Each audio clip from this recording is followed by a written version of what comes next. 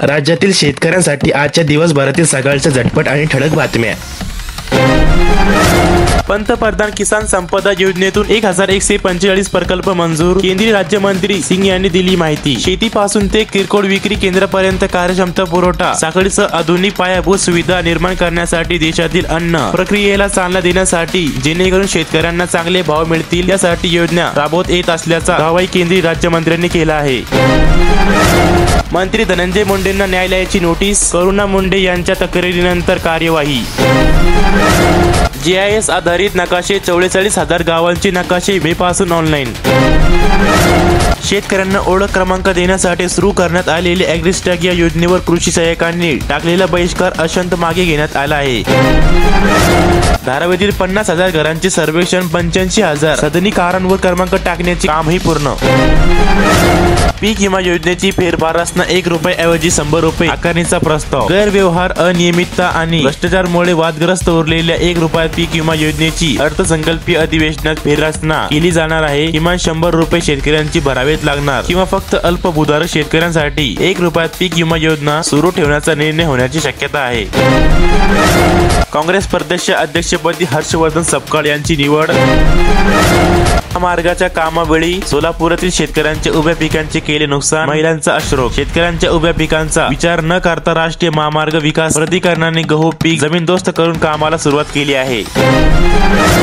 पीक विमा परताव्याची शेतकऱ्यांना अजूनही प्रतीक्षाच। मागील शेती हंगामामध्ये राळेगाव तालुका मोठ्या प्रमाणात अतिवृष्टी झाली। 1000 मिलीमीटरहून अधिक पाऊस पडला, पिकांचे मोठ्या प्रमाणात नुकसान झाले होते। त्या शेतकऱ्यांना अजूनही पीक विमा भेटला नाही।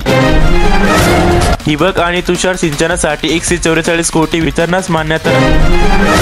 भिकारी सुद्धा ₹1 घेत नाही आणि आम्ही ₹1 पीक विमा दिला। राज्यात ₹1 पीक विमा घोटाळ्यावरून महायुती सरकारवर जोरदार टीका होत आहे। मागच्या काही दिवसापूर्वी राज्याचे कृषी मंत्री माणिकराव कोकाटे यांनी एक वादग्रस्त विधान केले आहे। थकबाकीदारांचा वीज पुरवठा खंडित, महावितरणकडून कारवाईचा बगडा। कांदा उत्पादक शेतकऱ्यांना दिलासा, कांद्याच्या दरात तेजी, मागणी वाढल्याने भाववाढ। लालसगाव मनमाड बाजार समितीत कांद्याला जास्तीत जास्त ₹3,500 तर सरासरी ₹3,100 दर मिळाल्याने कांदा उत्पादकांमध्ये समाधान व्यक्त केले जात आहे। राज्यात दुपारी उन्हाचा चटका कायम, राज्यातील काही भागात सकाळी गारवाही टिकून। महाराष्ट्रात तापमानाचा लहरीपणा जाणवत आहे। सकाळी गारवा अनुभवायला मिळत असली तरी दुपारच्या वेळी उन्हाचा चटका असे होत आहे।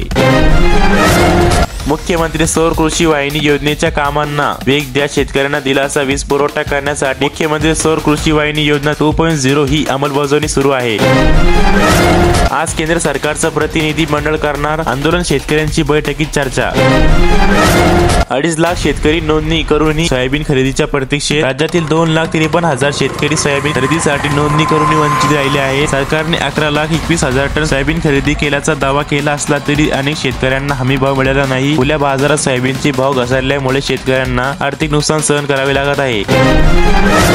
अखेर तूर हमी भावाने खरेदीला परवानगी। राज्यात हमी भावाने 2,97,000 टन तूर खरेदी होणार। तुरीच्या घडलेल्या भावामुळे अडचणी सापडलेल्या शेतकऱ्यांना अखेर दिलासा मिळाला आहे। राज्य सरकारने 2.97 लाख टन तूर हमी भावाने खरेदी करण्याचे उद्दिष्ट निश्चित केले असून 13 फेब्रुवारी पासून खरेदी प्रक्रियेत सुरुवात होणार आहे। काही सुधारणा करून ₹1 पीक विमा, कृषी मंत्री माणिकराव कोकाटे यांचे आश्वासन। ₹1 पीक विमा योजना बंद होईल अशी शक्यता वर्तवली जात असताना गुरुवारी नागपूर दौऱ्यात असताना कृषी मंत्री माणिकराव कोकाटे यांनी अशी शक्यता फेटाळून लावता याचा स्पष्ट शब्दात इन्कार केला।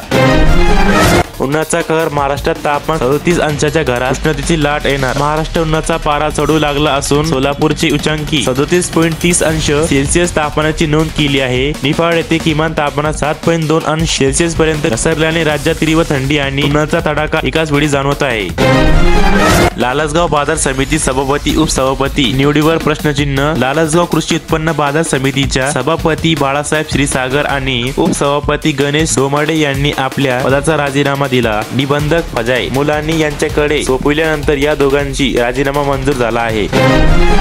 टोमॅटोसाठी बाजार हस्तपेश योजनेतून वाहतूक खर्च सरकार करणार। शेतकऱ्यांवर टोमॅटो रस्त्यावर फेकून द्यायची वेळ आली, त्यामुळे टोमॅटो उत्पादनासाठी बाजार हस्तपेश योजनेतून मध्य प्रदेश, महाराष्ट्र अन्य राज्यातून टोमॅटोची NCCF आणि नाफेड कडून खरेदी करणार असल्याची माहिती केंद्रीय कृषी मंत्री शिवराज सिंग चौहान यांनी दिली।